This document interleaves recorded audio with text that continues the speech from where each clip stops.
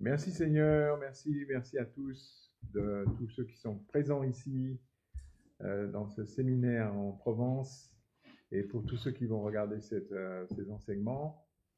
Euh, Merci de votre présence, soyez bénis, étudiez avec la force que Dieu vous donne. Alors voilà, aujourd'hui, je vais faire, c'est un cours, vous savez, on a appelé ce cours du matin, on l'a appelé le cours de Torah, mais en fait, vous savez que nous, on a une yeshiva, on a 20 ans de matériel avec toutes les parachutes, donc on invite à aller, il y a du matériel gratuit, il y a du matériel d'inscription à la yeshiva, tout ce qui est paracha, tout ce qui est étude de la Torah en, comment, en simple, j'allais dire, vraiment judaïque, classique. Tout ça, c'est sur notre yeshiva. Et donc là, j'en profite, je me suis laissé un petit peu inspirer. Puis hier, on a parlé de l'histoire de la tour de Babel. Là, aujourd'hui, on va parler de la création et de la science. Alors, vous avez le droit de... Pas dehors, les tomates, vous pouvez les jeter dehors.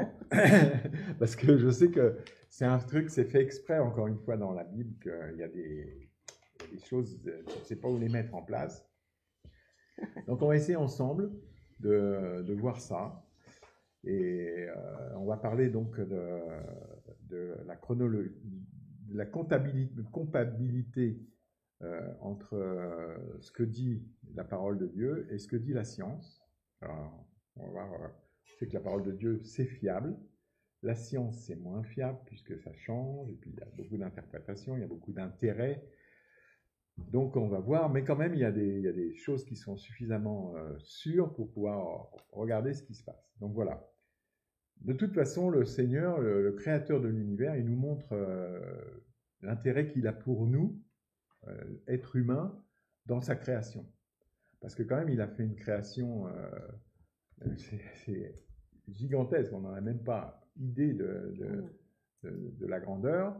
Et comme on disait, par exemple, pour rien que les rayons du soleil, où tu vois comment les poissons, ils font des petits, ils mettent des millions d'œufs, et puis il y a toujours plein de choses en profusion, toujours en profusion, on ne sait même pas plus qu'il en faut, c'est des milliers de fois plus qu'il en faut. Et donc, on voit que tout ça, c'est centré sur nous. D'après la parole de Dieu, on est responsable de la création. Et donc, qu'est-ce que c'est? C'est une sacrée responsabilité. Et donc, on voit dès les premiers mots, Bereshit, bara Elohim, et Hashamaim, et Haaretz. Il nous montre que c'est minuscule, la terre par rapport à tout le reste de la création. Il met les Shamaim et Haaretz. D'un seul coup, il y a comme un zoom par rapport à l'étendue de ce qui se passe. Il y a comme un zoom sur la terre. Et vous pouvez regarder aussi, là on va scruter un peu les premiers versets de la création, mais tu t'aperçois que la description de la création, les 6 jours de création, c'est 6 chapitres, et rien que la vie d'Abraham, c'est 14 chapitres. Alors, tu vois que, en fait, le Créateur, il nous donne des informations de comment ça s'est passé, mais c'est flou. C'est flou, et parce que c'est pas ça qui nous intéresse. Ce qui nous intéresse, nous, la parole de Dieu, elle nous a été donnée pour progresser et utiliser cette création. Mais il y a quand même des infos là-dessus.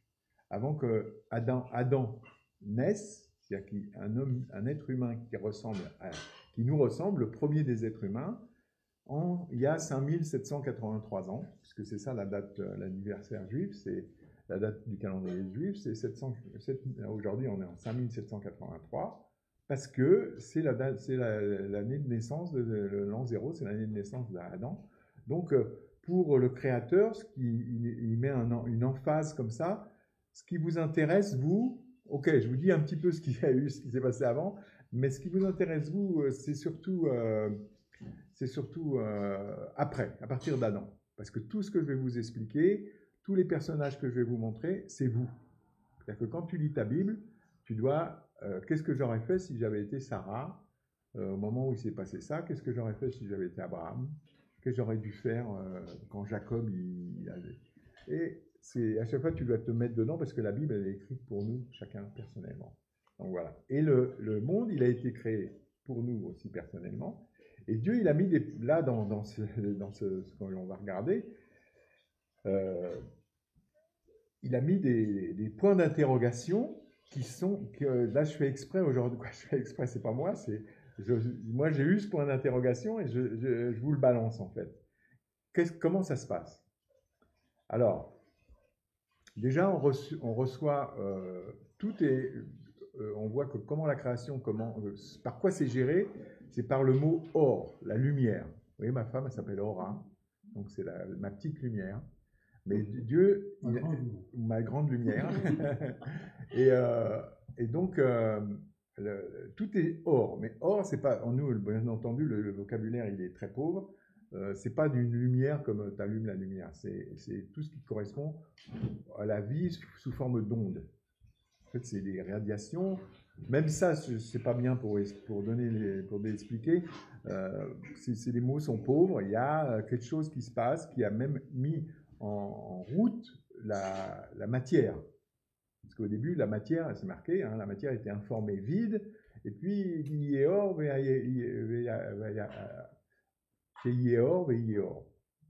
que la lumière fut et la lumière soit. Que la lumière soit et la lumière fut. Et c'est ça qui a animé la matière. Donc on voit qu'il y a quelque chose quand même de fort, quoi, hein. C'est pas rien cette histoire-là. Donc maintenant on va commencer à ouvrir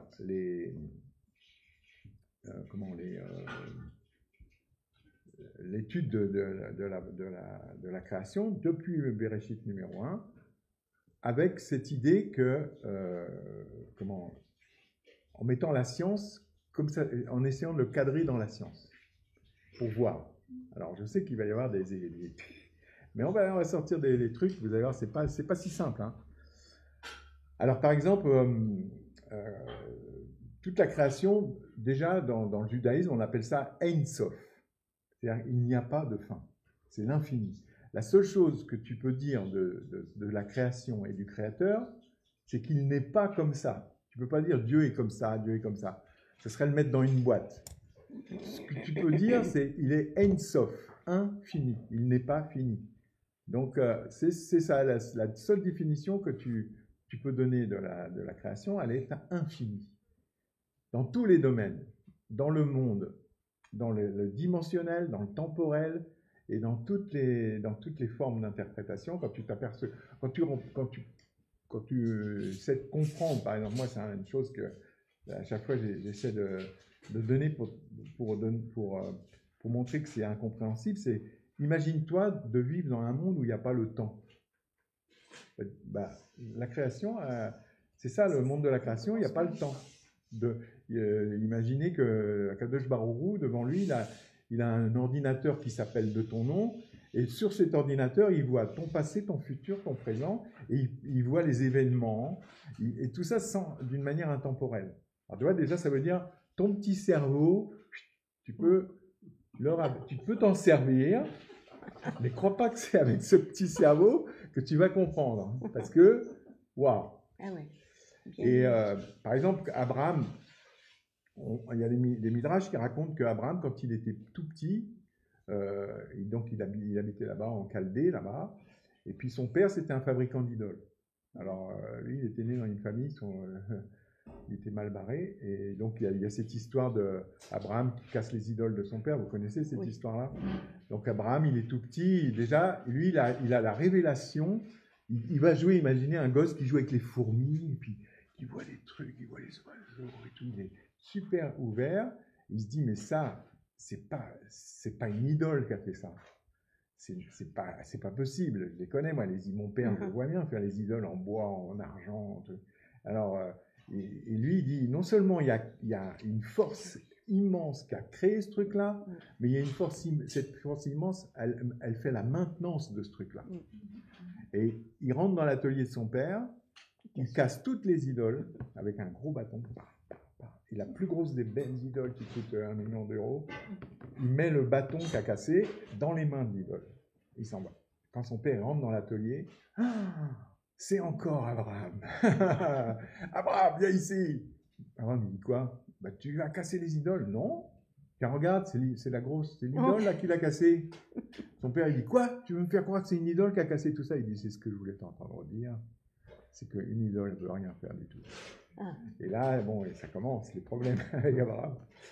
Et c'est la révélation. C'est des midrashim. Toujours les midrash, c'est les fameuses paraboles hein, qu'on a dans la Brit Hadasha, on appelle Jésus qui raconte je crois qu'il raconte des paraboles. En fait, c'est des histoires parallèles. Midrash en hébreu, ça veut dire ça te conduit. Tu vois, par exemple, un trottoir dans la rue, c'est un midraha. Midraha, c'est le même mot. C'est ce qui te conduit à côté. À côté de la route, tu as un truc qui te conduit. Et le midrash, c'est quand un concept il est assez compliqué, tu racontes une histoire à côté. Un roi avait un fils, et le fils il était comme ci, il était comme ça, et puis ça te permet de comprendre le concept. Et il y a énormément de midrashim, on dit en hébreu, qui expliquent tous ces concepts très compliqués. Et ça te montre qu'Abraham, donc, il avait ces questions en lui quand il était petit, et après, lui, c'est lui le dépositaire de la mission de révéler le Dieu unique.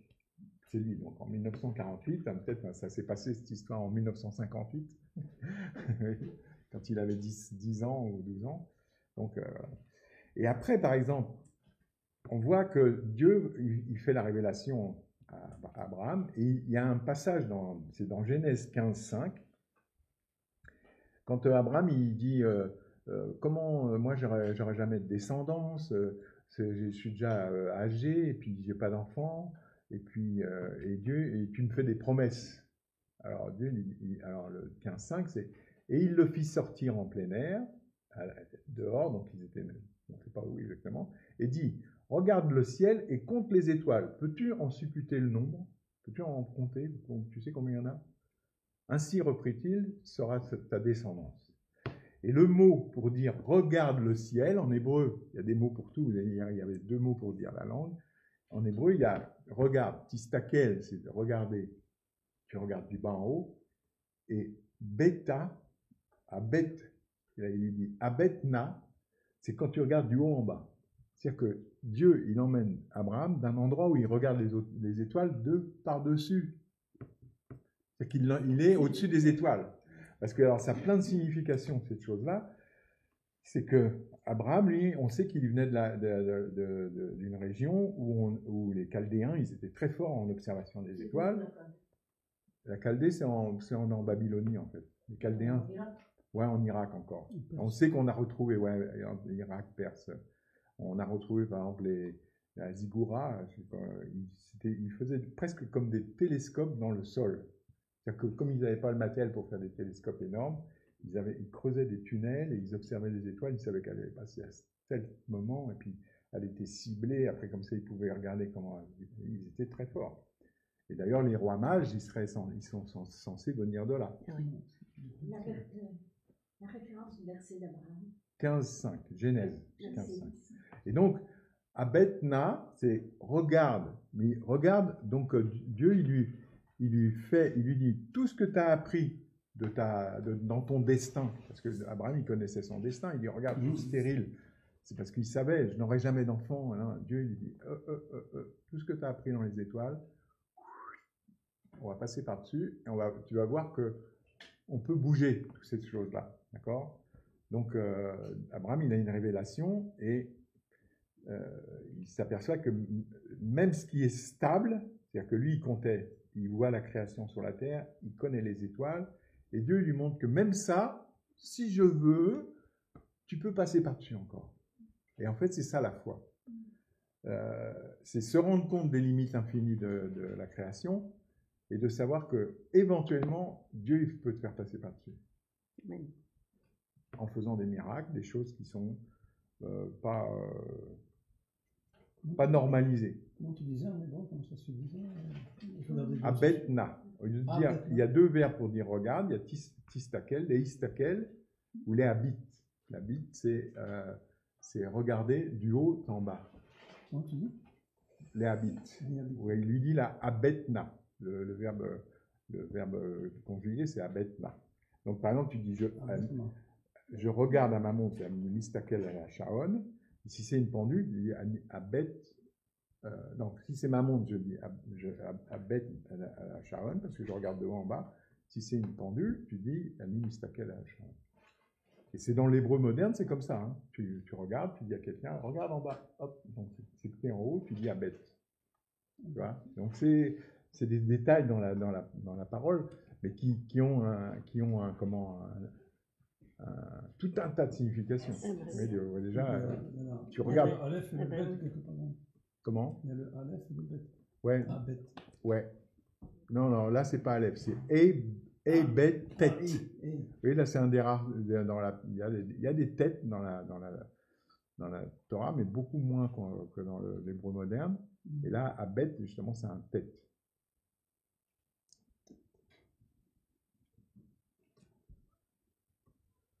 Donc, on va explorer la chronologie moderne, mais on a, par exemple, un grand rabbin au Moyen-Âge qui s'appelait Narmanide.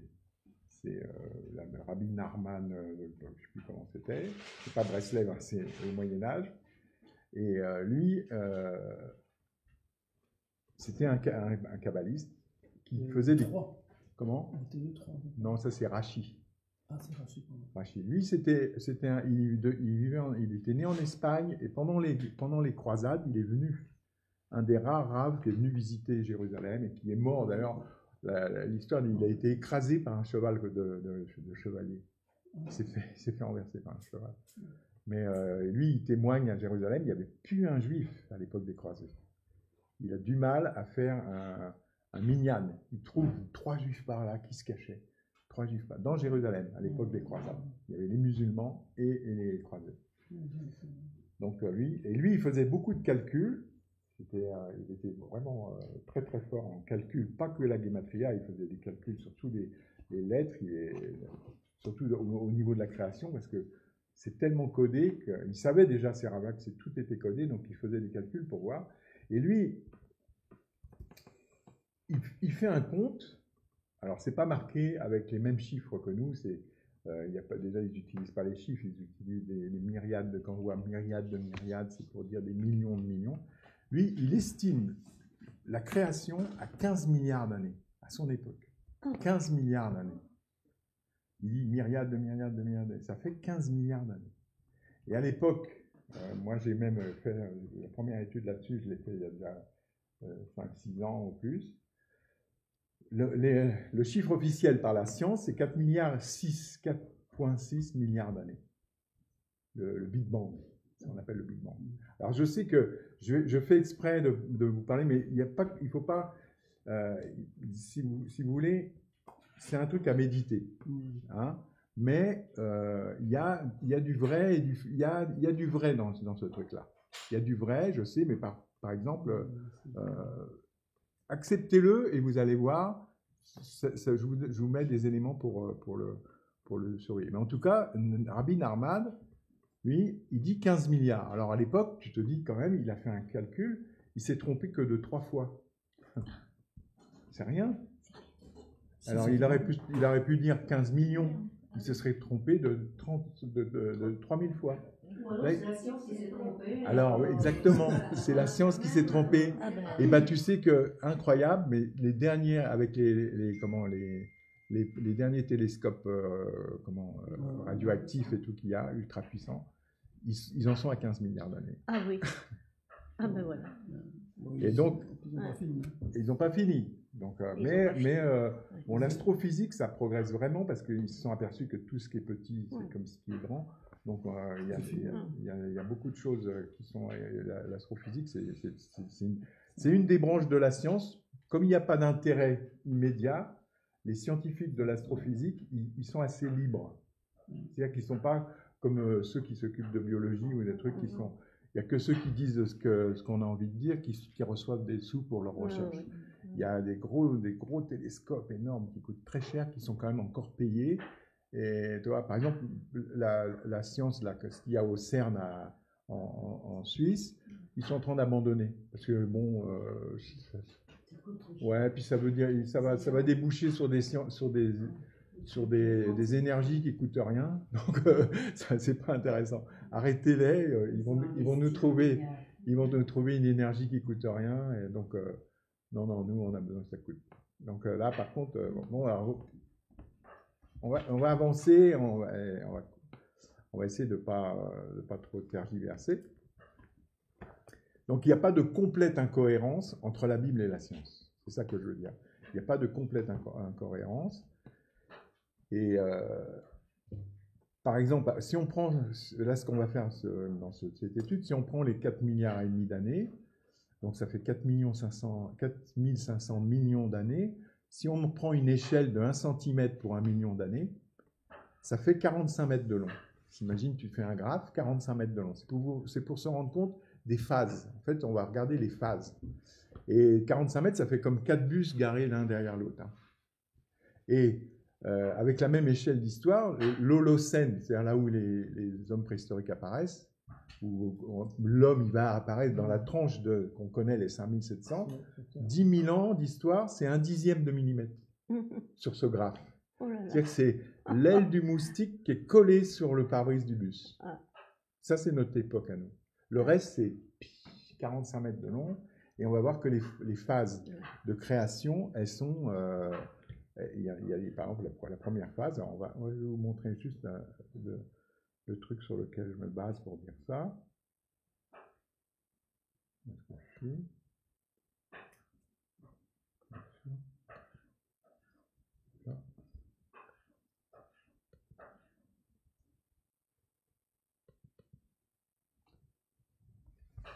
Voilà, je ne sais pas si je peux faire ça. Voilà. Vous voyez là, c'est les phases géologiques. Donc ça commence avec ce qu'on appelle le précambrien. Et on va voir à peu près les dates. Là, c'est linéaire, mais en fait, ce n'est pas du tout linéaire. Et toutes les phases, avec des extinctions. Ça, c'est ce que la science nous représente. Mais vous allez voir que ce n'est pas si incohérent que ça dans la parole. Et donc, ça, c'est un truc imagé pour les enfants ou dans les muséums. Ça vient d'un muséum, je crois, au Tennessee ou je ne sais pas où. Et puis, après, bon, il y a des trucs beaucoup plus complexes dans ce genre. Là, si vous voulez vous regarder, ça, c'est les dernières périodes quaternaires avec l'Holocène. Et puis, il y a des schémas beaucoup plus complexes. Celui-là, des trucs... vraiment, si vous voulez, je vous le fais passer, donc regardez quand je parle.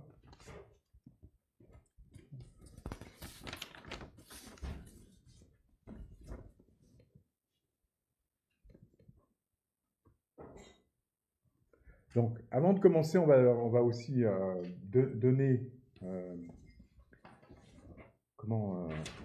une autre information dans le judaïsme qui est très importante. Ça correspond à la création et à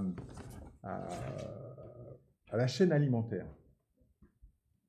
Parce qu'en fait, on voit que la création, elle est classée dans l'ordre de la chaîne alimentaire. Il y a... En hébreu, on appelle ça donc les 4 règnes. Il y a le minéral, le végétal, le vivant et l'homme. Il s'appelle, le minéral s'appelle dom, ça veut dire ça bouge pas, dom, ça bouge pas. Le tsomer, ouais, voilà, ça n'a pas des petites jambes pour bouger, ça remue pas. Comme tu as un volcan, ouais. Mais bon, c'est-à-dire que c'est le minéral, tu vois. Donc, le tsomer, c'est tout ce qui est minéral, tout ce qui est végétal. Donc, sémar, c'est ce qui pousse du sol. Et après, le rail, c'est tout ce qui est vivant. Donc, tout ce qui est vivant, il y a même les petits insectes, même les petits microbes, ça c'est du vivant, jusqu'aux gros mammifères et tout ça. Et après, donc ça c'est le troisième règne. Et le 4e règne, l'homme, il est classé et il est son nom, c'est le dober, c'est celui qui parle. C'est-à-dire qu'il boucle la chaîne alimentaire, le tsomer, le végétal, il mange la roche pour grandir, le végétal. Le vivant, ça mange le végétal, et l'homme, il mange. Après la faute, Dieu lui a donné même de manger des animaux, donc il y a plein de raisons. On ne va pas rentrer tout de suite là-dedans. Mais en tout cas, l'homme, lui, sa fonction dans la chaîne alimentaire, c'est de remercier Dieu. Il a la parole et il doit remercier Dieu avant de manger, après manger. parce que c'est sa fonction. Sa fonction, par sa parole, il boucle le système, la chaîne alimentaire. Et on voit que la création, les jours de la création, premier, deuxième, troisième jour, sont classés dans cet ordre-là. D'accord ? Donc là, on va y aller tout de suite. On commence. Premier jour. Donc le fameux premier verset, Bereshit bara Elohim et Shamaim ve et haaretz. Haaretz haïta tohu vebohu verosher adne verosher adne tohum veroar Elohim merchefet adne amaim. Donc au commencement, Dieu créa les cieux et la terre était désolation et vide. Il y avait des ténèbres sur la surface de l'abîme, et l'Esprit de Dieu planait sur la surface des eaux. Et Dieu dit que la lumière soit, et la lumière fut. Et Dieu vit la lumière, qu'elle était bonne. Et Dieu sépara la lumière d'avec les ténèbres. Dieu appela la lumière jour, et les ténèbres, il les appela nuit. Il y eut un soir, il y eut un matin, premier jour. Donc on peut considérer le premier jour, dans le schéma archéologique, géologique que j'ai présenté, c'est ce qu'on appelle l'archéan. C'est celui qui dure le plus longtemps, c'est la formation des roches. La formation des roches, parce qu'on voit que au début, c'était désolation et vide, et tohu vebohu. Et en fait, tohu vebohu, c'est vraiment manque d'organisation totale. C'est-à-dire que la matière, elle n'est pas organisée. Il y a on ne sait pas exactement qu'est-ce que c'était, mais on voit que le fait d'amener la lumière, il voit que la lumière était bonne, parce qu'on voit que d'un seul coup, il va y avoir une organisation qui va se créer. Donc, on peut considérer dans le graphe que c'est ce qu'on appelle l'archéen. Sur les 4 bus, c'est 2 bus sur le graphe. C'est déjà 2 milliards et demi d'années. C'est ce que la géologie moderne définit comme la création de ce qu'on appelle la roche précambrienne, la dolomite blanche là, qui va rester sous forme quand même relativement pâteuse, parce que on voit qu'il y a après des plissements. Il y a des plissements, il y a des... Donc, c'est informé vite, tohu vebohu, et c'est la lumière qui va donc organiser tout ça. En hébreu, on appelle l'énergie, donc l'énergie c'est or, et on dit pour organiser, c'est donc on appelle organouse. C'est la lumière qui était cachée. La lumière qui était cachée qui va faire un travail caché en fait. Il va faire un travail qu'on ne comprend pas tellement. Et en hébreu, c'est organouse, organisé. C'est carrément organize. C'est comme ça, quoi. C'est la même racine. Donc cette lumière, elle va organiser la matière. Et on voit que, vous voyez, Vayera Elohim et Or, qui tov. Il vit que la lumière était bonne. Et il dit qui tov. Alors on va voir comment ça se passe. Ça, c'est donc le premier jour. Le deuxième jour, donc on est toujours en train de créer du dôme. C'est-à-dire on est toujours dans le monde minéral. Et donc là, qu'un espace s'étende au milieu des eaux, déjà il y a des eaux, et il forme une barrière entre les unes et les autres. Dieu fit l'espace, opéra une séparation entre les eaux qui sont au-dessus et les eaux qui sont au-dessus. Et cela demeura ainsi. Dieu nomma cet espace ciel, le soir se fit, le matin se fit, second jour. Alors là, le deuxième jour de la création est consacré à la matière. On peut considérer que c'est l'ère géologique protérozoïque. Donc c'est encore une fois la formation de la roche. On ne parle pas d'autre chose. Et il y a encore 5 mètres de parcouru sur notre graphe. On arrive à 40 mètres sur le graphe. On est qu'au deuxième jour et on a déjà créé énormément de choses. C'est intéressant à noter qu'il y avait des eaux en haut et en bas. Et qu'est-ce qu'il a mis au milieu? Exactement. Et on peut noter que, exactement, c'est la phrase que j'ai maintenant. Non, c'est super, tu vois, ça veut dire que vous suivez. Et donc, on voit que qu'est-ce qu'il a mis au milieu? Il a mis ce Shamaim, qu'on disait l'autre jour. Shamaim, c'est une question au pluriel. Pour séparer les eaux d'en bas et des eaux d'en haut, il a mis des questions. Shamaim. Ma'im. Sham. Qu'est-ce qu'il y a? Qu'est-ce qu'il y a? Alors, une question claire. Et après, ce qu'on voit, c'est que dans le principe, dans le second jour de la création, la Torah nous montre un principe essentiel, c'est que Dieu ne va pas dire Tov. Il va dire, il vit que cela était bien au premier jour, mais parce qu'il y a une séparation entre il fait une séparation, Dieu n'aime pas les séparations, il va la faire parce que c'est nécessaire de la faire, mais il ne va pas dire que c'est bien. Il ne va pas mettre de Tov. Vous pouvez relire votre Bible, il n'y a pas le mot bien au deuxième jour parce qu'il y avait une création qui était parfaite chacun de son côté. Alors qu'au début, il a séparé la lumière des ténèbres et il dit c'est bien parce que les ténèbres ne sont pas une création positive. Donc il sépare les deux, là il dit c'est bien. Mais à partir du moment où tu sépares deux entités qui sont bien, les eaux d'en bas, elles ne sont pas moins que les eaux d'en haut, elles n'ont rien, mais tu es obligé de les séparer pour faire ce qu'il avait à faire. Il aurait pu tout laisser toutes les eaux ensemble. Non, il y avait un programme, donc il sépare, mais c'est contraire au principe essentiel de la création, c'est l'unité. Donc la séparation, c'est jamais bon. Et donc, il dit pas Tov. Et donc, dès le deuxième jour, dans la Torah, le Créateur, il a choisi cet exemple pour montrer l'importance de ce qu'on appelle la marloquette, c'est-à-dire la dispute. Quand les rabbins, après, par la suite, et c'est pas exactement la polémique, c'est que pour faire avancer la chose, tu vois, par exemple, on connaît l'histoire de Shammai et de Hillel, la Briout.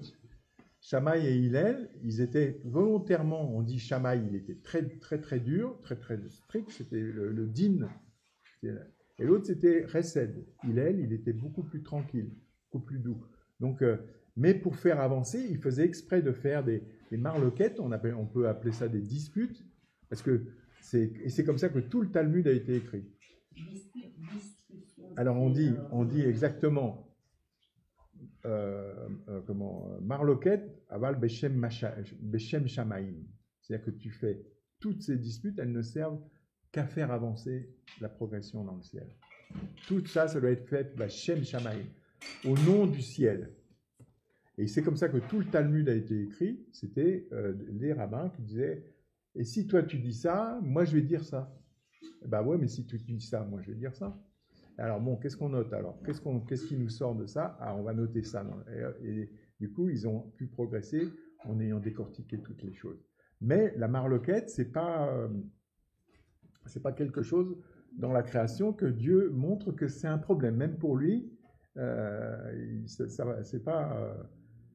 Alors on voit par exemple dans Zacharie 8, 19, il y a beaucoup de commentaires de Rav là-dessus.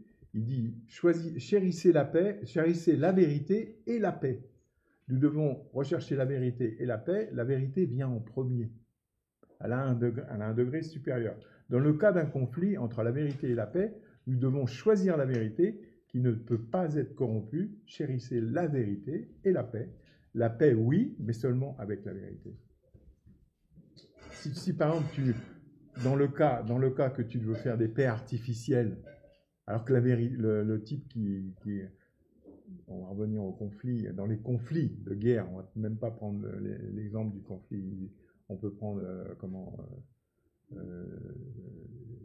s'appelle l'île chinoise, ou d'autres, Taïwan, c'est pas juste, mais ils vont le faire. Et donc, mais pour avoir la paix, on va demander à Taïwan de se la fermer. C'est pas juste, mais bon, c'est comme ça, quoi.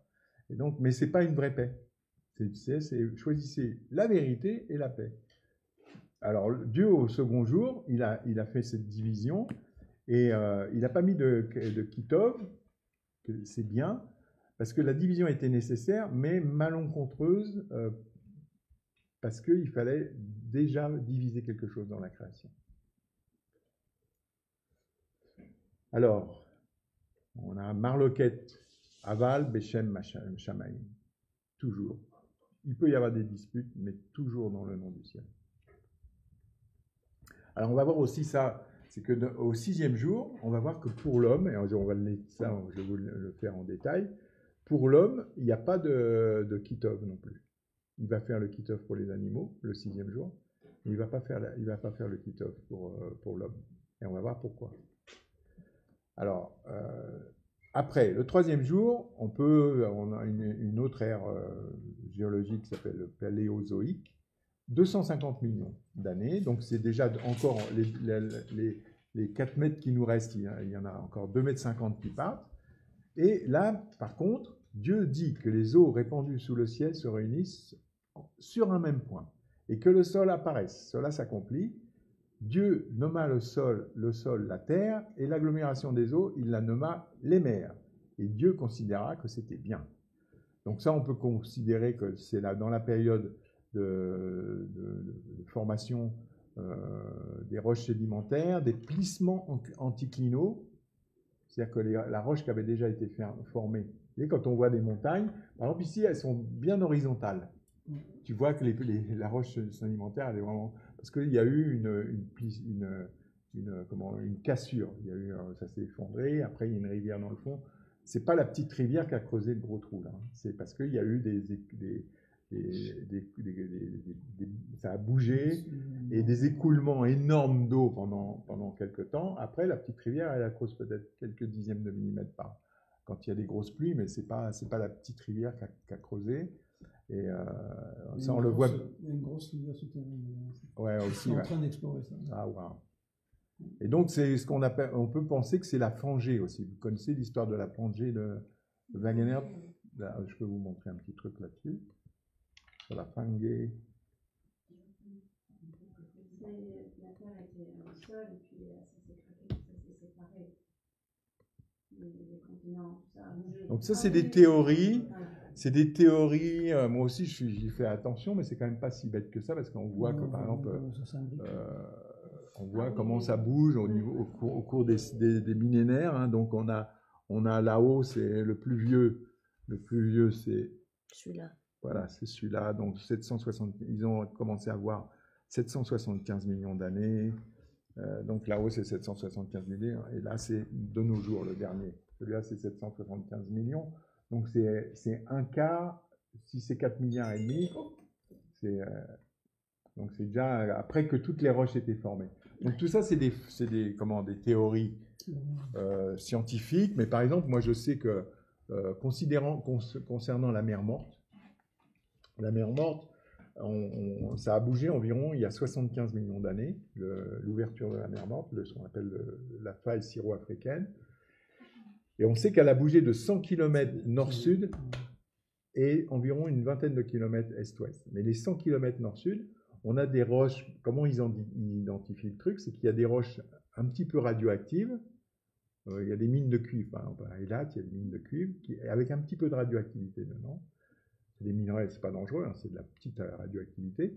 Et donc, 100 km plus haut, sur la rive est du Jourdain, il y a la même truc. C'est comme si c'était une empreinte, quand on voit que c'est la même, mais ça a bougé de 100 km. Ça, c'est juste à l'époque de 75 millions d'années. Ça c'est des choses on peut en être sûr, si tu veux. Il y a eu un bougement, ça a bougé, et on peut après identifier. Bon, après, c'est deux plaques qu'il y a. C'est deux plaques, syro-africaines. Syro-africaine et donc c'est la plaque orientale. Voilà, il y a la plaque, d'un côté c'est l'Afrique, et de l'autre côté c'est ce qu'on appelle l'indo-européen. Et par exemple, la mer Morte monte jusqu'en Turquie, la faille de la mer Morte, là, passe par Tibériade, tout ça, et elle monte, et on la suit jusqu'au Grand Lac africain, même peut-être Madagascar. Ouais. Mais ça, c'était avant à la faille. Ça avait commencé à bouger, puis après ça continuait. Donc c'était des jours où il faisait ça bouge encore. Ouais, ça bouge encore, mais il y a par exemple, sur le bord de la mer Morte, il y a des trucs qui bougent, mais c'est juste par le poids. C'est-à-dire que les minéraux, vous savez que les tremblements de terre sont dus au changement, aux différences de masse des minéraux. Il y a un millième et l'autre il va faire 3 kilos au décimètre cube, et l'autre, il va faire 3,001 kg au décimètre cube. Il y en a un qui va monter sur l'autre. C'est ça la raison des tremblements de terre. Ça flotte l'un sur l'autre. Et par exemple, au bord de la mer Morte, il y a un mont qu'on appelle le mont Sdom, qui continue de monter presque, des fois, il y a des années, c'est presque 1 centimètre. Parce que c'est du sel, et il est plus léger que le reste du truc, donc il monte, et tu le vois, il y a des traits, tu les vois, et les géologues, tu vas le visiter, tu vois, l'année dernière, il était là, puis il est monté de ça. C'est parce que c'est comme quand tu te mets de la boue entre les mains, ça pousse, comme ça, des boutons qui poussent, c'est un truc rond, hein, tu peux monter dessus. Et ça, c'est des mouvements infinitésimaux par rapport à ce qui s'est passé, quoi, hein. Donc là, on voit donc Dieu, il a nommé la mer et il considéra que c'était bien. Donc ça, et que la terre produise. Alors, ça continue dans le 3e jour, et on dit, Dieu dit que la terre produise des végétaux, à savoir des herbes refermant une semence, des arbres fruitiers portant, selon leur espèce, un fruit qui perpétue sa semence sur la terre. Et cela s'accomplit. La terre donna naissance aux végétaux, aux herbes qui développent leurs semences selon leur espèce, et aux arbres portant selon leur espèce un fruit qui renferme sa semence. Et Dieu considéra que c'était bien. Le soir se fit, le matin se fit, 3e jour. Et Dieu considéra que ceci était bien, qui tov, encore une fois. C'est-à-dire que le 3e jour, là, par contre, il fait 2 kitov. Il y a 2, c'est bien. Il y a un, c'est bien pour les eaux qu'il nomma la mer, et l'autre qu'il nomma la terre. Donc il va nommer ces 2 trucs qu'il a séparés, il va leur donner un nom. Ils sont déjà en place, c'est plus séparé. C'est ce qui était, il va lui donner un nom, et l'autre, il va lui donner un nom, donc ça c'est bien. Et après, il va faire pousser sur ces choses-là des arbres, et c'est là que c'est très intéressant, c'est que comment Dieu insiste sur le fait que les végétaux doivent avoir leur semence. C'est carrément, il le dit 3 fois. Ouais, non mais c'est incroyable, il le dit 3 fois. Et moi, je vous dis, des fois j'écoute des cours de Rav qui sont super, mais des Rav très israéliens et qui disent on a les meilleurs fruits et tout, mais non, moi il y en a un, je veux vraiment parler de ça avec lui parce qu'il insiste toujours et tout. Et je voulais dire, tu as déjà fait pousser des tomates en Israël? Tu as déjà essayé? Moi j'ai essayé, j'y arrive pas. Il n'y a pas de tomates. C'est des choses, si tu les analyses, c'est pas de la famille des tomates, c'est pas un solanacée, c'est un autre truc. Tu vois, c'est un truc. Ouais. Non, c'est moi j'ai pris ces tomates de supermarché, j'ai pris une graine, plusieurs graines, je sais faire des plants. Hein. Et ben, ça te donne une petite plante toute biscornue, comme ça, qui ne va jamais donner un plant de tomate. Et cette plante biscornue, en plus, je me rappelle, je l'avais laissée dans un pot plusieurs mois, elle reste comme ça. C'est comme ça qu'on doit faire, ça doit faire en nous. Quand tu manges ces tomates, Oh là là, quelle horreur. T'es scotché. C'est ça. Une copine d'enfance qui vit pas loin de chez moi, et sa maman, elle a 87 ans, elle fait du jardin, elle cultive 1000 mètres carrés, un magnifique jardin, elle produit énormément avec ça. Toute seule, voilà. Eh bien, elle ramène les semences de tomates de Roumanie. Impossible d'en avoir ici. Donc, ah ben oui. Exactement. Oui, ben oui, c'est ce que ma fille fait. Elle-même avec les graines, elle va sécher, elle va mettre dans des petits pots. Ici, on a Cocopelli. Cocopelli, ouais. Qui garde en Roumanie, il y a encore des semences. Oui. On peut les acheter un peu partout sur Internet aussi. Moi, mon père avait des tomates de Roumanie. Ma fille a toujours la graine de tomate. Ouais. De Roumanie. Ouais. Et c'était la tradition. La tradition maraîchère ici. Moi, je me souviens quand on s'est marié avec Aura, elle avait fait un cours d'agriculture. Je sais qu'elle a un BEP d'agriculture en plus. Si des fois. Et donc, ici, à Carrosse, là, eh bien, il y avait encore, il y a donc 30 ans, hein, et il y avait la tradition. Tu entendais les petits maraîchers chez qui elle allait faire les stages, beaucoup des Italiens, toi, Le mec, il est maraîcher professionnel, il vend à Nice, mais il faisait leurs semences. Bien Tu sûr. vois, Bien sûr. dans le fond Bien du sûr. rang de salade, il y avait des salades montées. Dans le fond des rangs d'oignons, il y avait des Oui, oignons dans- montés. Ah oui. Et tout un tas de trucs accrochés au plafond Bah, de bah la oui. serre et Bah tout oui. ça. Et puis le type, il ressemait ses oignons d'une année à l'autre, comme ça. Depuis son grand-père, il avait des trucs. Ils avaient des semences secrètes, c'est-à-dire que C'est ça, c'est ça. il avait une tomate, elle était. Waouh. Ouais, ouais. Il envoyait sa voisine acheter des tomates au voisin pour pouvoir. Mhm. Voilà. Ah, c'est pas pareil, hein. Il y en a un ici, là, il a des graines de tomates là, qui n'ont pas besoin d'eau. Pas besoin d'eau. Il a éduqué là, ses pieds de tomates. Ça alors. comme ça, et il n'avait pas trop du tout.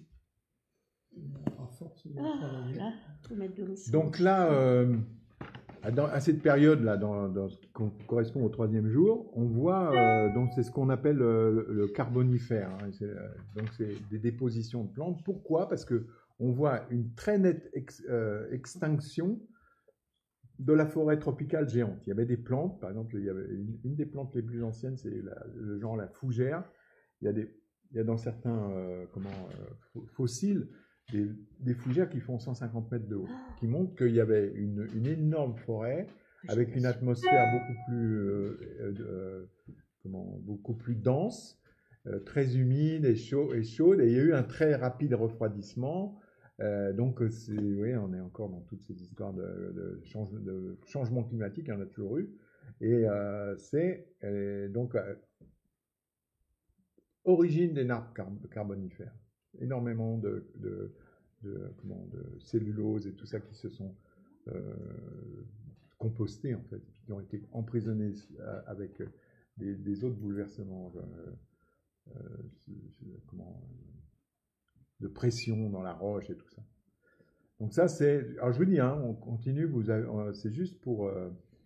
vous devez méditer là-dessus. Hein. Il y a de quoi. Mais ouais, parce que au niveau chronologie, après, il y a plein de choses que c'est fait un peu... la Bible nous met dans un problème comme ça, c'est que nous, on est avec le temps et on est dans notre dimension, mais il y a eu des phénomènes qui se passent dans d'autres dimensions. Donc, par exemple, on sait que dans le spirituel, c'est vrai que la façon dont le Zohar nous présente cet endroit où l'on vit, mais le Zohar, il nous présente, il parle de notre âme. C'est des couches plates.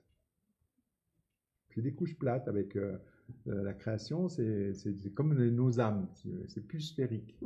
C'est plus des couches sphériques, c'est des couches plates les unes sur les autres.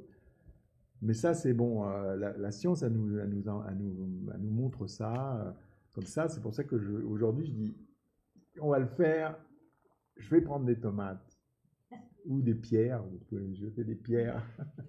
Mais il y a plein de contradictions, même dans la parole, même dans la création, c'est fait exprès, c'est pour que tu te poses des questions.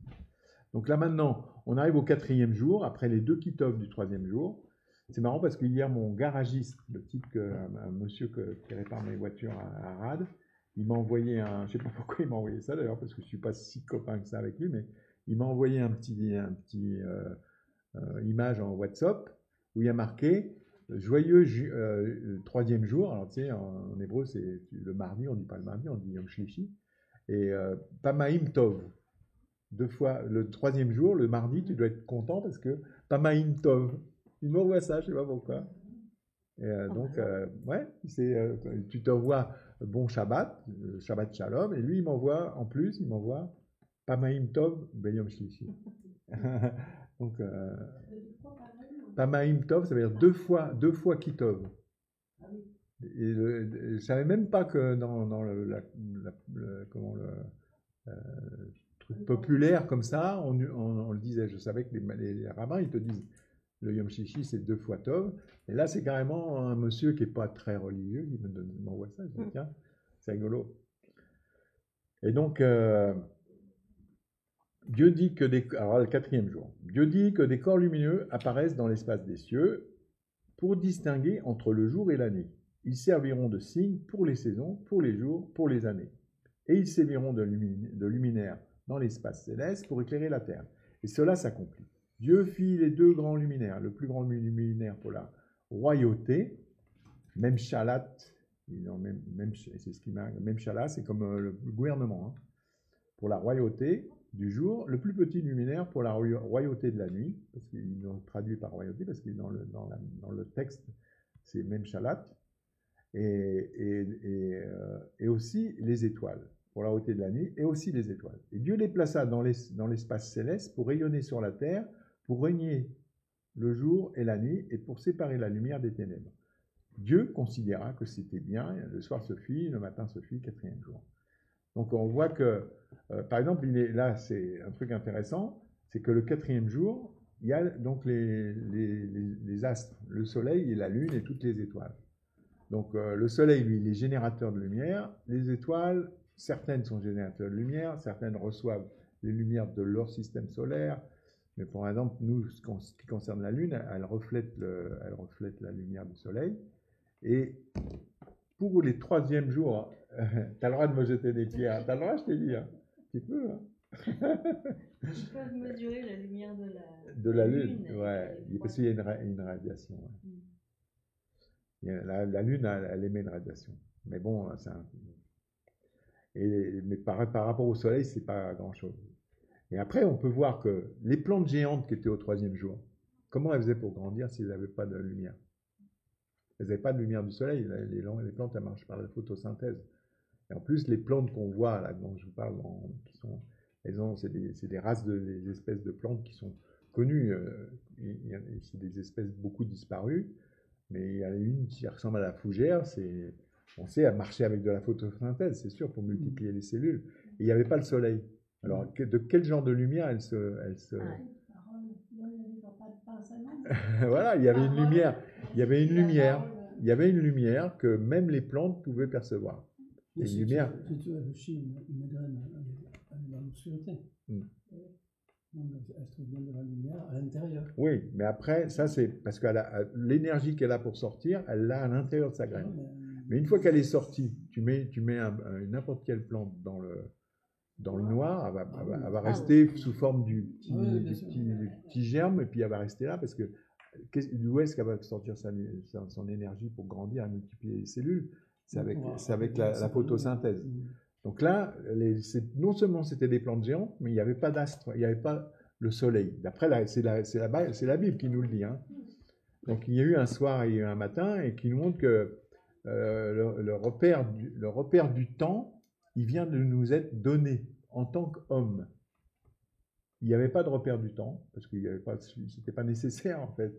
Et d'un seul coup, le 4e jour, Dieu il dit la fonction qu'il donne à ces lumières, c'est pour éclairer la terre, mais après, ils vont présider, et il les plaça pour pouvoir distinguer, et serviront de signe pour les saisons, pour les jours et pour les années. Donc, ça va nous donner un repère du temps qui n'existait pas avant, et que, apparemment, dans la création, il n'y a que l'homme qui a cette 4e dimension. C'est pour ça, imagine de vivre sans le temps. Ça, c'est encore des trucs. Et d'ailleurs, ce temps, dans le judaïsme, on l'explique aussi très bien. Le temps, il est au cours des siècles, surtout en ce moment, il n'est pas linéaire. C'est-à-dire que c'est pas toujours pareil. Les 24 heures de ta grand-mère, ce n'est pas les mêmes que tes 24 heures à toi. Il y a ce qu'on appelle un tzimtzum. Tzimtzum, ça s'appelle. Une contraction du temps. Et tu sais que même la relativité d'Einstein et tout, dans les équations, tu le vois. Et Einstein, il dit il peut y avoir une contraction du temps parce que ça dépend Les temps sont raccourcis. Voilà, l'échelle temps, c'est un truc qui est ressort. Hein, et dans la relativité, dans la théorie de la relativité, tu le vois que le temps, c'est pas quelque chose de forcément stable et linéaire, il est souple, et puis en ce moment, le judaïsme, depuis des siècles, depuis des millénaires, nous dit que le temps va se raccourcir. Et Dieu, il a un bouton temps. Il a un potentiomètre comme ça. On le sait. 24 heures, c'est toujours 24 heures. Oui, parce que nous, on les divise en 24. Oui, mais ça fait Tu vois, pas par la exemple, dans carte. le judaïsme, quand tu vois dans la Bible, tu vois, à la 6e heure, voilà. Pourquoi? Ben, dans le judaïsme aujourd'hui, c'est tu prends ton nombre de temps, de jours, du lever du soleil au coucher du soleil, tu le divises en 12. Alors, l'hiver, c'est des heures de 45 minutes. Et il y a ça, c'est pour faire les prières, par rapport à la lumière. Et puis l'été, tu peux avoir des heures de 70 minutes. Parce que sur les 24 heures, tu as 14 heures de jour. Puis après, si tu habites en Finlande, l'hiver, tes 24 heures, ils font 18 minutes. Ça va, Très bien. c'est bien. Je vous fais un petit truc. Alors, par exemple, on voit, il y a des choses, là, c'est un petit info que j'ai mis dans mes notes. La température du soleil, elle est de 5778 degrés Kelvin. 78 degrés Kelvin. Et ça veut dire que, alors, dans les calculs, pourquoi j'avais mis ça, c'est que j'ai dû faire cette étude en 2018. 5778, c'est 2018. Et c'est justement, dans le schéma avec toi, Annika, je crois que j'ai fait hier, je t'ai montré que dans ce qu'on appelle la création, tu as Adam. Adam, c'est 0. Le Mashiach, c'est 5778. Et alors, c'est avec des variantes. Hein. Et le milieu, c'est le roi David, qui lui, il est 2359 ou un truc. Et donc, vous faites 5778 par 2, et tu tombes la date de naissance du roi David, ou la date du milieu de son règne. Exactement le milieu, qui était aussi un Mashiach. Adam, c'était un Mashiach, il était censé sauver l'humanité. Il ne l'a pas fait. Le roi David, il a fait un super bon boulot. Il était une prévisualisation du Mashiach. Et puis, il y a le Mashiach des derniers jours qui arrivent. Donc ça, j'ai mis ça comme ça, parce que à l'époque, donc c'était parce que c'était le temps, justement. Ça parlait du temps. Au 4e jour, Dieu sépare le grand luminaire du petit, et il dit quand même que cela était bon. Ouais. Non, il ne le sépare pas, il les crée. Il crée deux identités. Ben là, il y a écrit séparé. Ah bon? C'est dans la version, mais... Alors attends. Les personnes dans les... Dieu fit les deux grands luminaires. Ben là, au verset 18, pour présider au jour et à la nuit, et pour séparer la lumière d'avec les ténèbres. Ouais, et ben le premier jour, il a déjà séparé la lumière des ténèbres, donc c'est déjà fait ça. Ah, c'est du vieux. Ouais, ça avait déjà été fait, mais il l'avait fait d'une autre manière. C'est une très bonne remarque parce qu'en fait, la lumière du premier jour, elle n'était pas la même que celle du 4e jour. C'est pour nous montrer qu'effectivement, il y avait une lumière. La lumière originelle, celle avec les plantes du 3e jour qui poussaient, c'était celle-là. Et maintenant, on a la nouvelle lumière et il va y avoir séparation. Ça, c'est un truc qu'il faut fouiller pour. Je vais regarder. De quel. C'est toujours le mot or, pourtant, mais il y a quelque chose qui nous met une indication justement sur la lumière originelle.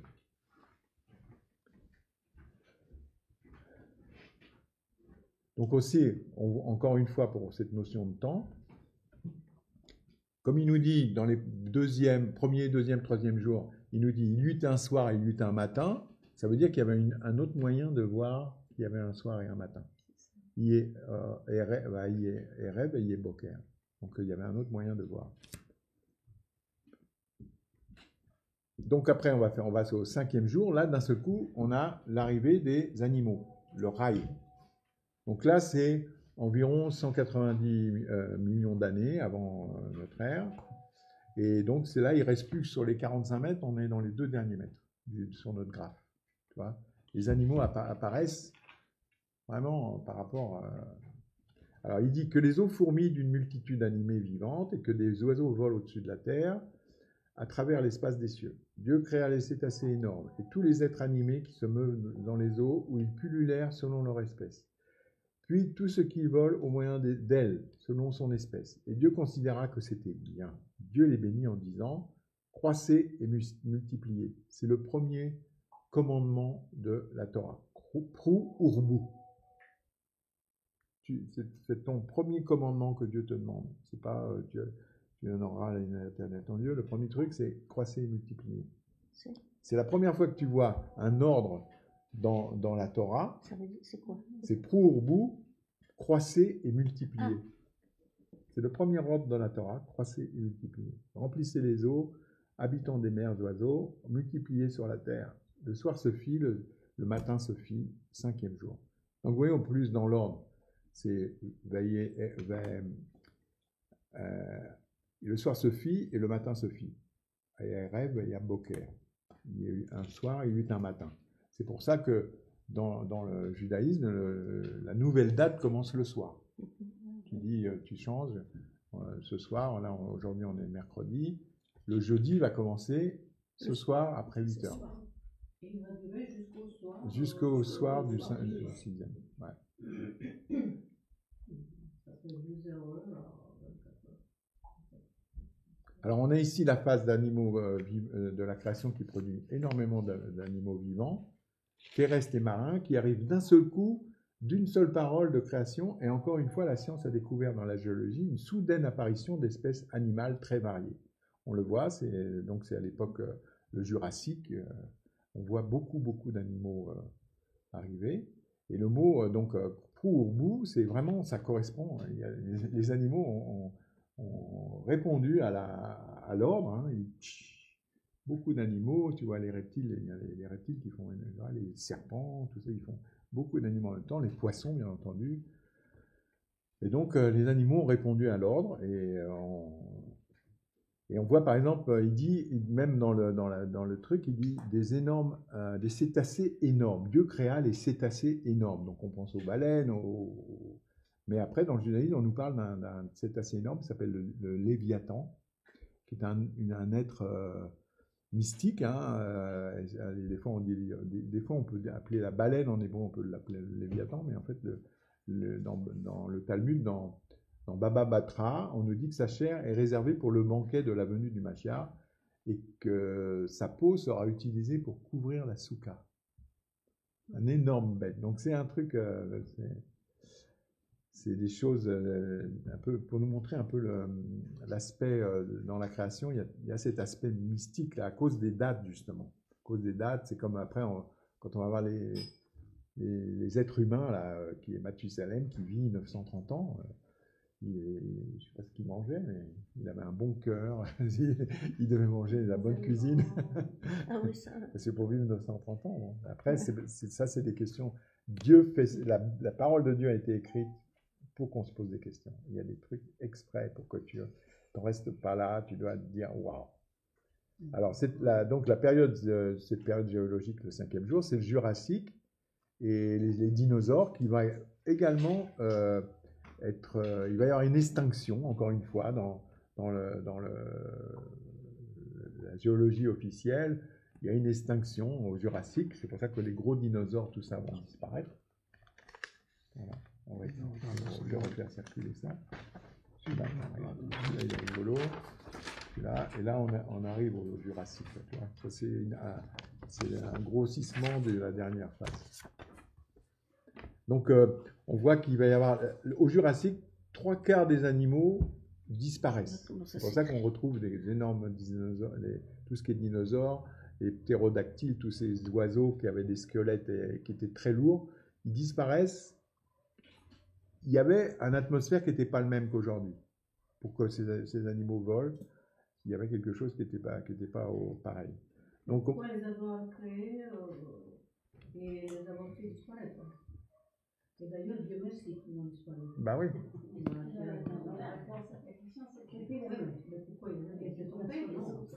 Il ne s'est pas trompé, mais dans le fonctionnement peut-être de l'écologie de la planète, il fallait que ça passe par cette phase-là. Est-ce que c'est lui qui les a créés? Ah bah c'est évident. De toute façon, il n'y a rien. Non. Il faut savoir que les énergies. Alors, oui, mais là, on va en parler si tu veux après. Mais non, on peut même en parler maintenant, si tu veux. Les animaux n'ont pas d'âme. Les animaux, ils ont nefesh, mais ils n'ont pas ton âme à toi, ils ne réfléchissent pas, ils ont leur Torah. Les animaux, eux, c'est les plus obéissants, à part les animaux familiers, vraiment, les animaux domestiqués qui arrivent à force de faire un peu comme l'homme, à désobéir. Mais sinon, les animaux, c'est ceux qui respectent la Torah le plus, parce que Dieu, il leur a mis un soft, il leur a mis un programme en eux. Comment une abeille a sait construire une ruche, comment un chat il sait. Ils respectent, ils savent, tac, tac, tac, il n'y a aucun problème. Donc les démons, là, les fameux reptiliens, tout ça, ils ne s'intéressent pas aux animaux. Il y a un petit peu, ils rentrent dans les animaux, mais c'est pour faire une interface entre deux âmes d'hommes, de passé. Donc c'est un sujet un peu, mais à cette époque-là, on va voir, ce qu'on a expliqué hier, c'est que par exemple, les reptiliens, c'est ceux qui arrivent avec la crasse du serpent, on appelle. C'est les néphilim et tout ça. Donc, il y a un mélange entre les mondes d'en haut et les mondes d'en bas. Et c'est ceux-là, les reptiliens. Ils ont la nature, on l'a vu hier, à moitié homme, ils sont à moitié d'en haut, à moitié d'en bas. À ces époques-là, il n'y avait pas encore ce problème-là. L'homme n'était pas apparu. Dieu n'avait pas soufflé son esprit dans les narines d'une créature encore. Il leur avait mis un soft, mais c'est tout. Donc ça, donc là, on voit que disparition de la faune et de la flore, on pense qu'il y a eu encore une fois un énorme refroidissement. Ça, on le voit dans les glaces, les choses, là, c'est suffisamment rapproché pour le voir. Et donc, c'est comme si la science dit qu'il y a peut-être eu une énorme météorite qui a bougé la Terre. Il y a quelque chose de tellement grand qui s'est passé que qu'est-ce qui a pu faire que ça se passe aussi comme ça? Parce qu'ils ont vraiment disparu. On retrouve des mammouths dans les glaces avec de l'herbe dans l'estomac. On a découvert récemment des dinosaures qui avaient un tissu encore mou. Ouais. Et donc ça a changé, ça a bousculé toute la science en disant que la théorie des dinosaures est beaucoup plus récente proche de l'homme parce qu'on a des... Ouais, bien sûr. Ouais, c'est sûr. Il y a ça, c'est les extinctions. Je sais que par exemple dans le haut de la Galilée, il y avait donc dans la faille syro-africaine, il y a la mer Morte, il y a le lac de Tibériade, puis plus haut, il y avait un espèce d'énorme marécage qui a été asséché depuis. Et là-dedans, on voit que c'est comme si l'air préhistorique, il était resté très longtemps. Et il y avait, d'ailleurs au musée d'Israël, il y a les cornes d'un bœuf qui font 5 mètres. Il y a des cornes de bœuf. Et tu vois, le gros, comme les Texans, ils ont sur leur voiture, là, il y a un truc qui fait presque 5 mètres. Il y avait des bœufs géants et on l'a retrouvé dans la boue du truc. Et c'était une matière organique, donc elle avait peut-être 10 000 ans, pas plus, toi. Pas très vieux. Donc, ils ne sont pas tous éteints tout de suite, quoi. Alors donc là maintenant on arrive au 6e jour, on est au rail de mer, le vivant et l'homme qui va être créé. Donc c'est en deux phases. Dieu dit que la terre produise des êtres animés selon leur espèce, bétail, reptiles, bêtes sauvages et de chaque sorte. Donc là on en est à Genèse 21, 24. Et cela s'accomplit. Dieu forma les bêtes sauvages selon leur espèce, de même les animaux qui paissent, de même ceux qui rampent sur le sol, et Dieu considéra que c'était bien. Donc là, on voit que Dieu crée les mammifères et les animaux supérieurs pendant la première partie du 6e jour, et l'activité terrestre s'est calmée. Là, on voit que à partir de ce moment-là, il y a le Cénozoïque, mais après on voit ça passe au Holocène, la dernière phase géologique, qu'on dit géologique préhumaine. C'est Holocène, c'est 10 000 ans avant. Donc il y a déjà des êtres vivants qui ressemblent peut-être à l'homme, on ne sait pas exactement. En tout cas, tout ce qu'on découvre comme squelette, qui est un squelette un peu comme un homme, c'est dans cette période-là. Et Dieu, il dit Kitov. Et puis d'un seul coup, 26, faisons l'homme à notre image, à notre ressemblance, et qu'il domine sur les poissons de la mer, sur les oiseaux du ciel, qu'il domine sur le bétail, enfin sur toute la terre et sur tous les êtres qui s'y meuvent. Dieu créa l'homme à son image, c'est à l'image de Dieu qu'il le créa, mâle et femelle furent créés à la fois. Donc c'est ce qui est dit dans les Midrashim. Adam et Ève, ils sont nés mâles et femelles. Alors ça, c'est développé dans les études de la Yeshiva. Tout ça, c'est pour ça qu'il faut que vous alliez voir tout ça, parce que c'est en détail. Là, moi, je fais comme un petit truc à côté pour faire une illustration de tout ça, et puis que ça donne envie d'aller étudier en détail. Et donc, pendant la dernière heure du 6e jour, à une période géologique très restreinte entre le temps de l'Holocène, qui ne dure que 10 000 ans et que signifie nouveau, entièrement nouveau. Holocène, c'est le nom qu'ils ont donné, c'est entièrement nouveau. Il va créer l'homme à son image et le place à la présidence de la création. Donc, on dit que, de toute façon, Adam, il a été créé, donc le 6e jour, c'est le vendredi, Shishi, un tout petit peu avant Shabbat, et que c'est peut-être dans les dernières heures avant Shabbat qu'il a été créé, et que c'était parfait, quoi. C'était impeccable. Mais ça ne s'est pas passé exactement comme ça devait se faire. Ouais, normalement. Alors, le Dober, celui qui peut adresser des prières, on l'a vu, et être en relation avec lui et recevoir sa lumière divine. Donc le Dober, celui qui parle, donc l'homme, Dieu va lui mettre au 6e jour, il va le créer, il va l'activer avec son rouar. Et il va devenir celui qui fait l'interface, la relation entre le divin et la terre. Et il va du coup, il a la présidence de la création rien qu'à cause de ça. Rien qu'à cause de ça, l'homme va devenir, parce que quoi, c'est complètement indispensable, parce qu'il a la parole et la puissance de la prière, il va pouvoir présider et faire interface entre Dieu et les hommes. Il fait pas que, normalement, son rôle, c'est pas que, comme les autres animaux, de seulement obéir comme un chat ou faire ce qu'il est fait pour être comme ça, et il fait comme ça.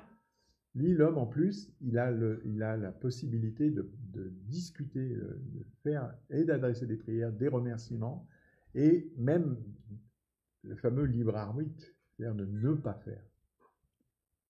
Et après, c'est la suite de la création. Alors, Dieu ajouta, « Or, je vous accorde tout herbage portant graines sur toute la surface de la terre, et tout arbre portant des fruits qui deviendront arbres par le développement du germe. » Encore une fois, et ils serviront à votre nourriture. Au début, on devait manger que des végétaux. Au début, c'était très, très fort. On reviendra à ça d'ailleurs. Et on est en train d'y revenir d'une autre façon. Il y a un rat qui a là-dessus. Ah ouais. Français, je sais plus son nom. Il a acheté son livre. Alors, on a des canines. Alors maintenant. Ça a été, parce qu'à partir de Noé, on a mangé de la viande. Donc, quoi la nutrition s'est modifiée. C'est possible, je sais pas, je n'étais pas là avant. Mais bon, on a des canines. En tout cas, il y a quelque chose qui s'est changé, parce qu'avant, il vivait jusqu'à 900 ans et nous jusqu'à 1200 ans. Il y a quelque chose qui s'est changé. Adam et Ève, la première création, comme ils n'avaient pas de belle-mère, ils avaient fait le seul homme qui est. Moi, je suis une bonne belle-mère. Elle bien que moi aussi. Mais c'est la blague avant. Ça faisait les sacrifices. Vous savez ce qu'il fallait faire, il a sacrifié un agneau. Ouais. Donc, ouais, mais justement, Abel, il a sacrifié un agneau, mais il a outrepassé. Qu'est-ce que Caïn, il présentait des légumes.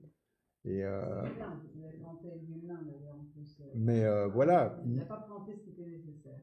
Oui, mais c'est des préfigurations, ça fait comprendre que c'est pas. La préfiguration, voilà. Du coup, il mangeait la sacrifice après ou pas? Non, il n'était pas prêt. C'est vrai, c'est une bonne question ce que tu dis, parce qu'ils ont dit qu'ils avaient. Mais c'était pas. Les animaux, il y avait un degré inférieur de Neshama, parce qu'ils n'ont pas Neshama, ils ont que le Nefesh. Et donc, du coup, après, comme les hommes sont complètement mélangés à l'histoire de Noé, avant le déluge, Dieu a ordonné de manger de la viande parce qu'il couchait même avec des animaux. On considérait les animaux comme étant, tu vois. Et donc, du coup, parce qu'à l'époque, tout était beau aussi, hein, il n'y avait pas encore le péché qui avait touché, donc tout le monde était beau. Et donc, il a ordonné à partir de Noé, c'est ça qu'il a appelé Noach. Noach, ça veut dire le repos. Au moins, tu vas pouvoir manger vite. Quand tu tues un animal, tu manges plus vite quand tu fais une salade. Tu vois? Donc, il a appelé Noach, et à partir de ce moment-là, c'est développé également des outils agricoles.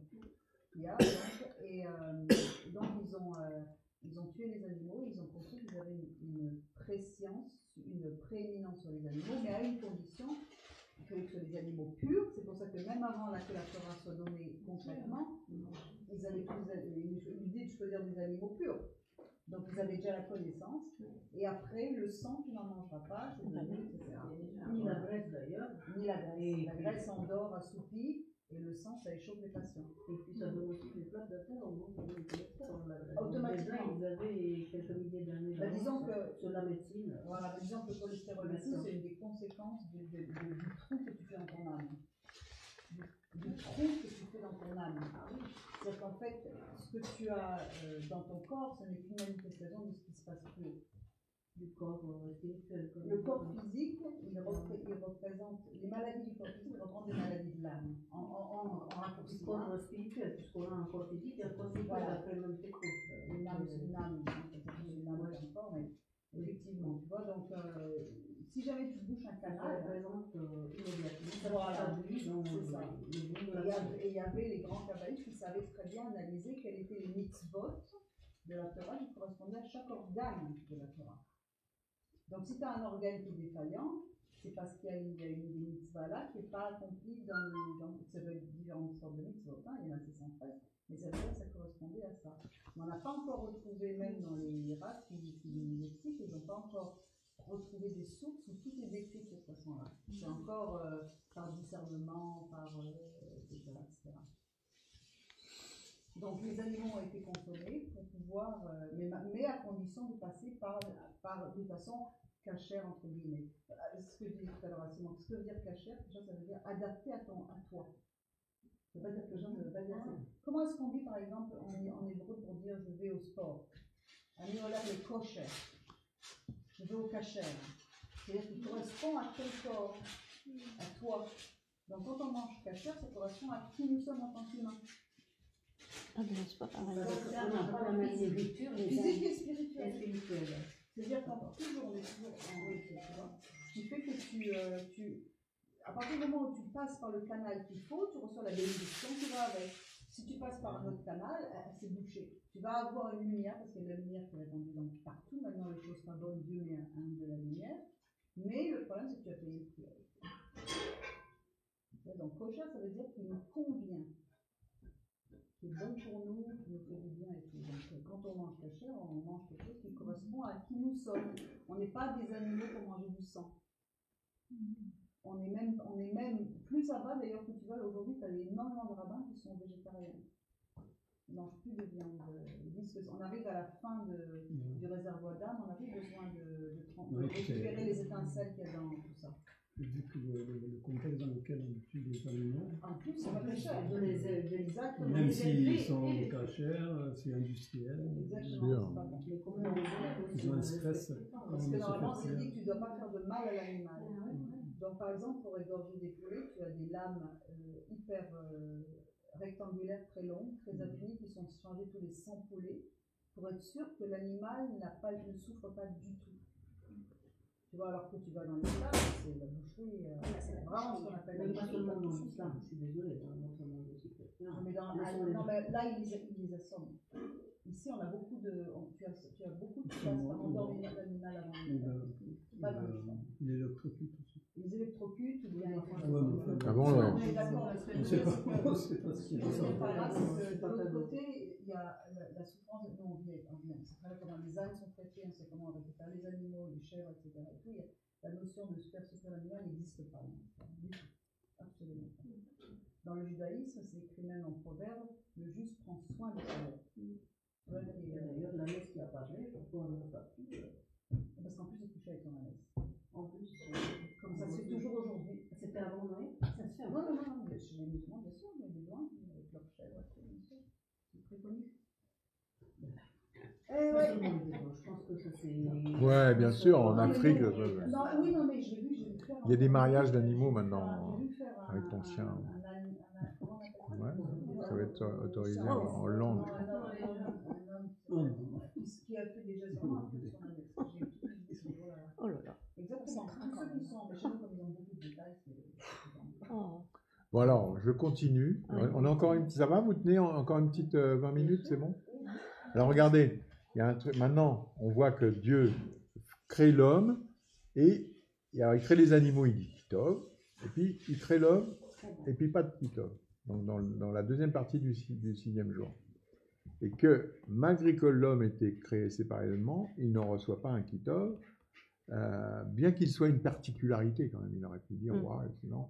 Alors on voit, il y a un Rav qui fait un commentaire, il y a énormément de commentaires là-dessus, il dit, le Rav Youssef Albo, il dit, comment ça, l'insecte reçoit un Kitov, l'éléphant reçoit un Kitov, et l'homme placé au centre de la création ne mérite pas de Kitov? Quand un insecte ou un éléphant sont créés, il est possible de dire Kitov parce qu'ils ont atteint leur perfection. Dès la naissance, de même pour les arbres, et toutes les créatures, elles sont à leur place, elles écoutent le soft, la Torah que Dieu leur a donnée. Parce que chaque espèce animale a une Torah à elle. Une abeille, elle a la Torah des abeilles. Elle sait comment faire. Elle sait qu'elle doit faire un hexagone, tac, tac, tac, et faire ci, faire ça, faire du miel. Et elle est à sa place, elle fait ça depuis des milliers d'années, et puis c'est comme ça. Alors que l'homme, lui, tout est kitov dès la création, sauf pour l'homme, à sa naissance, il n'est qu'au commencement du potentiel qu'il doit et peut atteindre. Ouais, une belle réponse. Une belle réponse. Et alors après, l'apôtre Paul, il dit dans Romains c'est vraiment, il dit Romains 8, 20, car la création a été soumise à la vanité, non de son gré, mais à cause de celui qui l'y a soumise. Donc c'est l'homme qui était donc normalement fait pour gérer la création, il a emmené la création dans la désobéissance. Et du coup, il y a ce fameux verset après dans Romains, encore 8, 19, aussi la création attend-elle avec un ardent désir la révélation des fils de Dieu. L'apôtre Paul, il dit ça pour ça. Et après, il y a un truc chez les rabbins, Ashkenazim, ils se disaient ça beaucoup, ils disaient Olamecha tiré bechayecha, que tu vois ton monde, que tu le vois pendant ta vie. C'est-à-dire que c'était une bénédiction. Tu disais à ton copain, il s'en allait, Olamecha tiré bechayecha, que tu vois ton potentiel, que tu atteignes ton potentiel dans ta vie. Tu as 120 ans, normalement, il a dit au jour de Noé, Dieu il a limité. Il dit non, les hommes, pas plus de 120 ans, ça suffit. Si tu les fais vivre plus longtemps, ils deviennent graves. Et donc, il se disait, donc aujourd'hui, quand tu éternues, ou quand c'est Admé Avesrim, ou quand c'est ton anniversaire, on te souhaite Admé Avesrim, jusqu'au fin de ton potentiel, mais surtout que tu obtiennes ton potentiel. C'est pas tout de vivre. Il faut que tu obtiennes ton potentiel. Parce qu'en fait, la création, quand il y a eu le péché, Dieu il a maudit le serpent, il a maudit la femme, il lui a dit tu enfanteras la douleur, et l'homme il l'a maudit au travers de la création. Il lui a dit donc maintenant tu à la sueur de ton front et la terre ne donnera pas ses produits toute seule et tout ça. Du coup la terre elle est maudite à cause d'Adam, et toute la création attend la révélation des fils de Dieu parce que il faut que l'homme il atteigne son potentiel. Donc c'est ça le truc. Et le jour où on atteint le potentiel, Dieu dira Kitov. Et tu as toute ta vie pour que ton Dieu il te donne ton Kitov. Oui, c'est quelque chose de très. C'est notre mission que de extérioriser ce potentiel. Voilà. De le ramener dans la réalité. Voilà. Réaliser voilà. le potentiel. Complètement. Et de préparer. Donc de préparer ce qu'on a fait. Alors pour nous et peut-être aussi pour nos oui, on fait aussi. Les fils, on dit les filles des enfants réparent ce qu'on père a fait. On fait mieux que nos parents, donc on répare. It was very good. Oui, bien sûr. Au 6. Si on va dedans, on a Ouais. t'as raison. T'as raison, on va le dire. Moi, je me rappelle une réflexion que je me faisais quand j'étais petite. J'avais 8 ans, je vivais des choses difficiles avec ma famille. Et on m'avait mise en Savoie, chez mes grands-parents. Et j'avais pas d'amis, je me baladais et je parlais aux fleurs, hein, puisque j'étais athée et que je ne pouvais pas m'adresser à Dieu. Et je leur disais, eh ben, vous avez de la chance parce que vous ne souffrez pas, vous êtes belle, vous sentez bon, vous avez un tas de choses. Et je dis, ben, je préférais finalement être une fleur parce que là, moi, je suis triste et je pleure. Je me rappelle de ça. Regarde, t'as une belle fleur. Ça a été une base de mes réflexions, ça.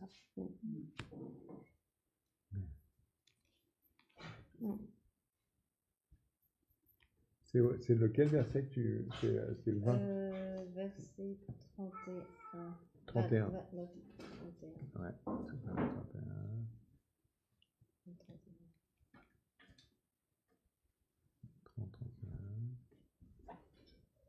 Voilà, c'est le verset 31. À la fin de tout ça, Dieu, il fait quand même pour... et à tout animal de la terre, à tout oiseau du ciel, à tout ce qui se meut sur la terre, ayant en soi un souffle de vie, je donne toute l'herbe verte pour la nourriture. Et cela fut ainsi. Dieu vit que tout ce qu'il avait fait, et voici, cela était Tov Méod. Très, très bon. Très bon. Très bon. Tov Méod. Marqué Tov Méod. Très bon. Méod. Mais ça, c'est pour l'ensemble de la création, en fait. Il a vu, là, tout marche bien. Mais pour l'homme, quand la case, là, les versets où il crée l'homme, il n'y a pas le kitov. Il a vu, il a donné tout, il a fait. Et après, il redit à l'homme, soyez féconds, multipliez, remplissez la terre et la sujettissez. Donc, et l'homme, voilà, on attend que tu te comportes bien. Maintenant, je vais vous montrer un truc.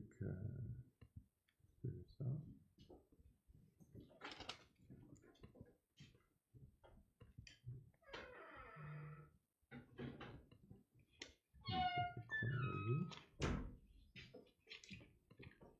Voilà.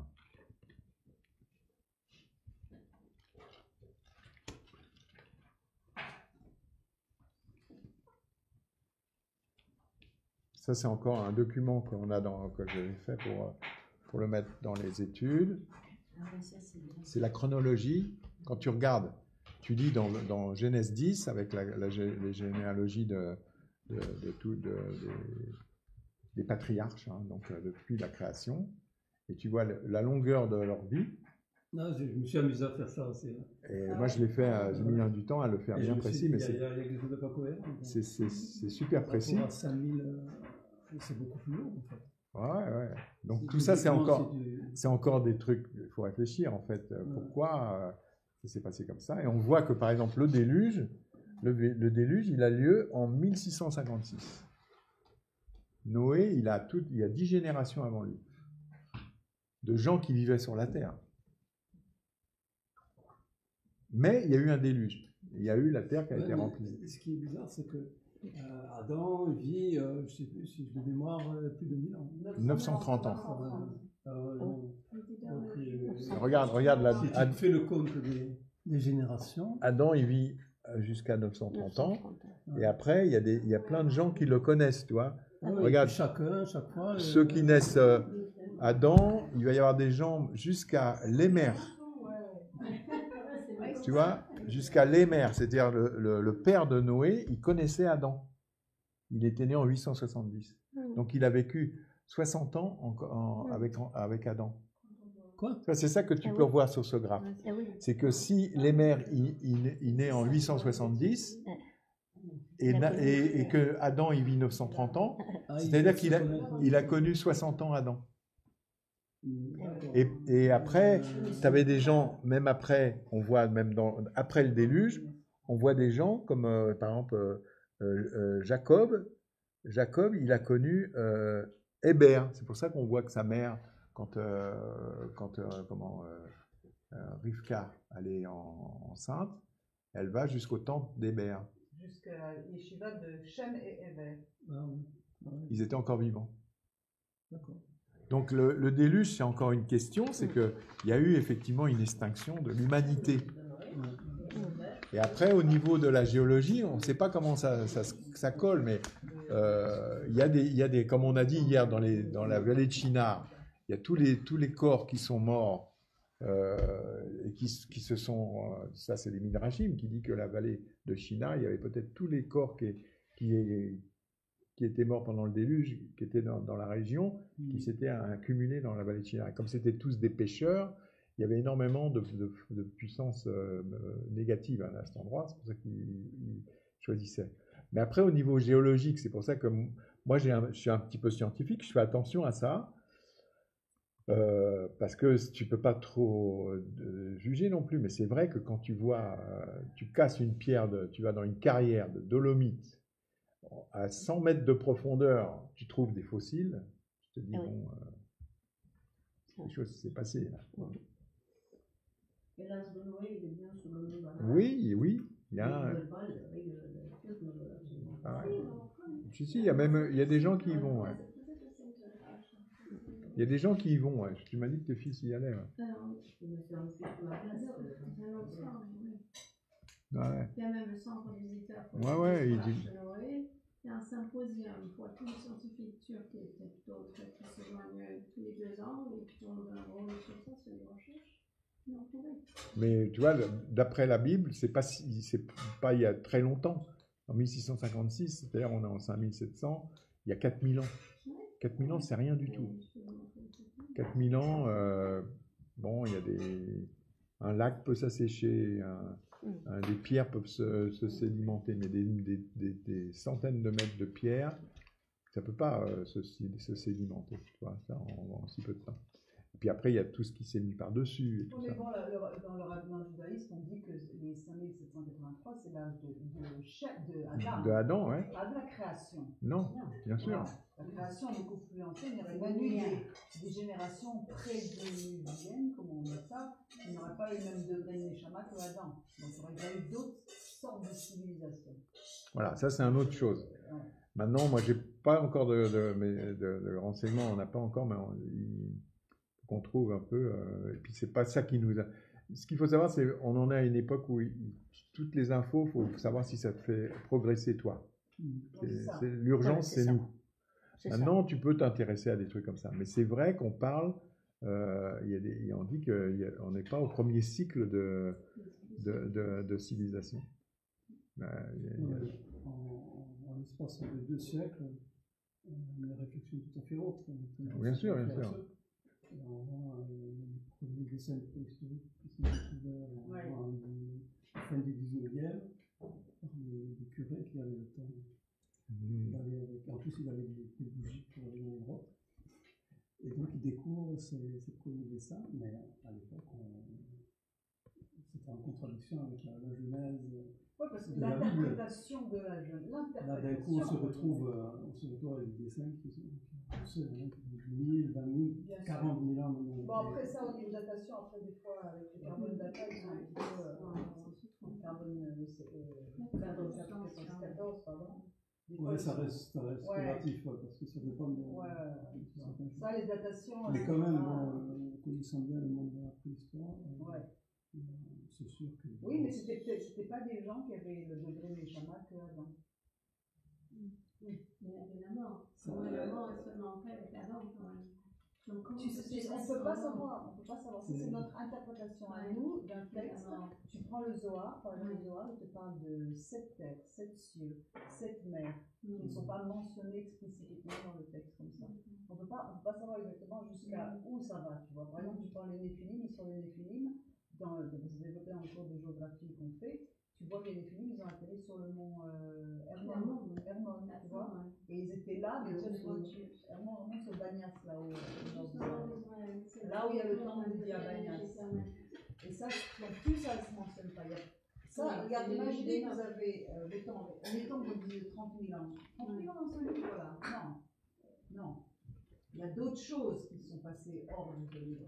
Il faut sortir du protestantisme sur la manuscriture. Oui, bien sûr. Voilà, tu lis Enoch, bon, bah, tu vois, dedans. Et puis encore, il faut bien lire. Voilà. La Bible, elle ne concerne que l'être humain pour sa progression. Et en plus, elle a été écrite en hébreu, chaque mot est codé, pesé et choisi. Tout à fait. Donc chaque mot est une étude en soi, c'est pas juste une lecture. C'est ça. C'est toute la différence. Et ça ne nous interdit pas de réfléchir à tout un tas d'autres concepts et tout ça. Il faut le méditer, il faut savoir, il faut avoir des convictions, et puis il faut les remuer. Et s'il y a un sujet qui te travaille, par exemple, c'est pas un truc comme la géologie, ça c'est Lascaux. J'adore ce dessin. Lascaux. Je pourrais vous en parler aussi. Ça c'est vraiment beau.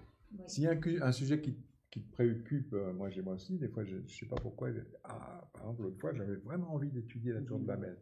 Il faut y aller, il faut fouiller, parce que c'est que Dieu il te dit quelque chose. S'il te parle d'autres conceptions de la création, il faut fouiller, il faut y aller, et puis comparer avec ce que lui il a écrit.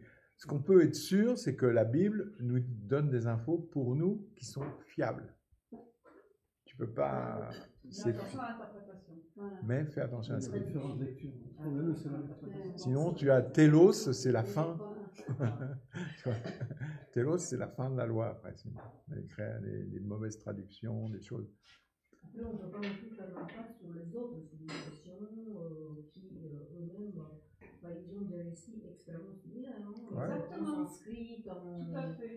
même Gilgamesh, on ne peut pas faire comme si on n'existait pas. Non, on ne le fait pas, au contraire, ça confirme. Et même les légendes ça confirme.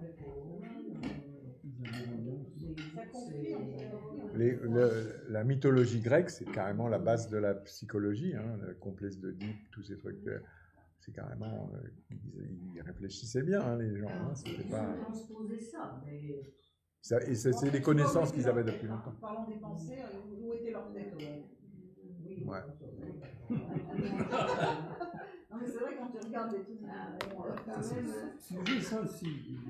Chacun son centre d'intérêt. Oh, alors, eux, ils étaient encore pires parce qu'ils avaient pris et eux, tout était bon. Tout était bon pour eux. Dans le cochon, tout est bon. Avec les Romains. On arrête le... Ça, on va pouvoir dire des bêtises. Voilà, c'est fini pour aujourd'hui. Merci les amis.